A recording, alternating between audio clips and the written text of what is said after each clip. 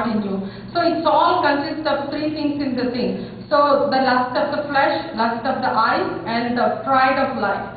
If you compare all the things, it comes in this category. Either it want to that our own benefit, lust of the flesh, and some things are pleasing to the eyes.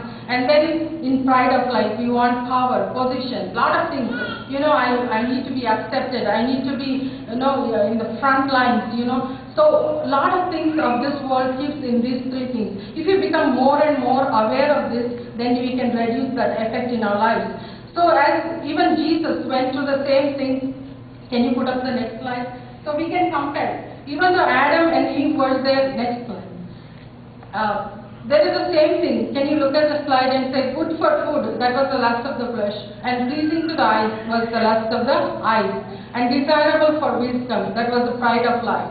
And the same thing happened. If you are a child of God, he said, if you are a son of God, when he was baptized and came out, it was said that you are my son, beloved son, right? The same thing he wanted to reconfirm. Devil knows he is the son of God. So he wanted to reconfirm and ask, if you are a son of God, can you turn that stone into bread?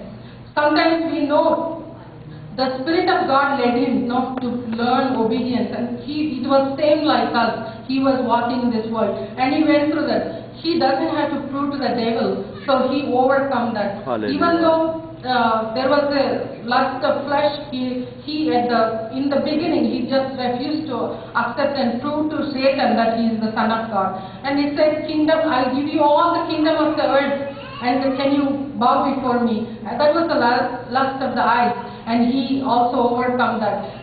He took to the pinnacle of the temple and he told, there is a promise in the word, can you jump from here? That was the pride of life, you're on top of everything, you can see everything, and that is for everything is there in that life. But he rebuked and overcome. As we see in Hebrews 4 verse 15 and 16, he says, he was tempted just like us, but he overcome everything. So boldly, because there was a grace of God that helps us. So we are not like Jesus, we are not God. So what we have is the grace of God. So we should trust in that grace every day, every moment of our life. Can one of you read James 1:5? Then desire has conceived, it gives birth to sin. When we have a desire, it may be a small desire. If you don't recognize that desire, it is conceived in a heart and it gives birth to the sin.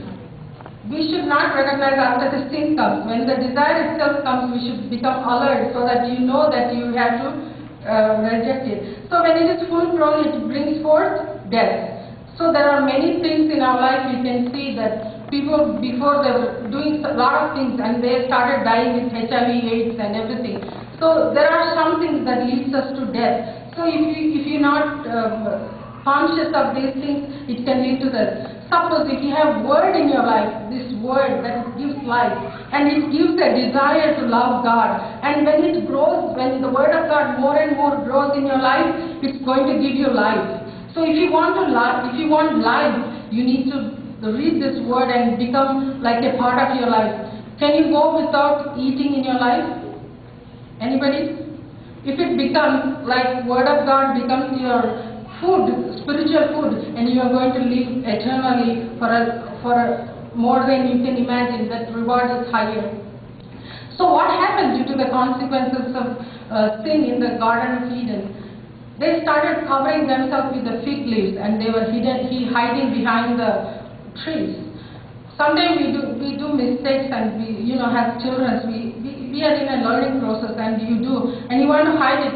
Oh, anybody can know, even God can know, but people should not know that thing, they may separate that we try to hide that. Nobody should know. But everything we try to hide, it's nothing hidden before God. It says everything is naked and open before the God who knows everything. He is the God of yesterday, today and forever. So nothing of this thing happened. So when they were hiding, God could not sit himself on there. He left the heavenly places and came down searching for Adam and say, where are you, Adam?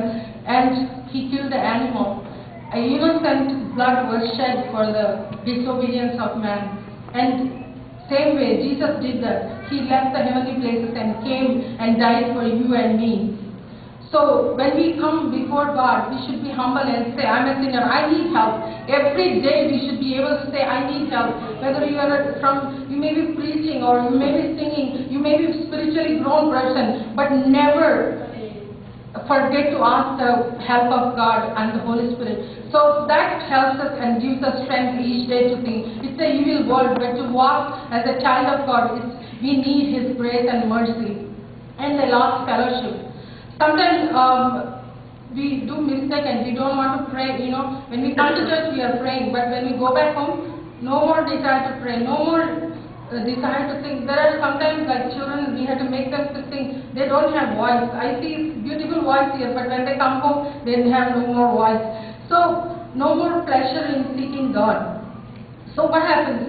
It's like this, if you put a CD in the CD drive, and if you put more word of God into your heart, all the evil thinking from our mind and desire for God will lead our life. Hallelujah. So it's like you put a more word of God into your life, and then the thoughts will become godly, the walk will become godly. So it's just like how much more you need this word. It is very true that we see a lot of word in the preaching and the churches. However, in our life, we cannot teach in Sunday school for half an hour. It's our responsibility in our home. As Joshua 1:8 it says, I'll just read, the book of law shall not depart from your mouth, but you shall meditate day and night, for them you will make your way prosperous, and then you will have good success.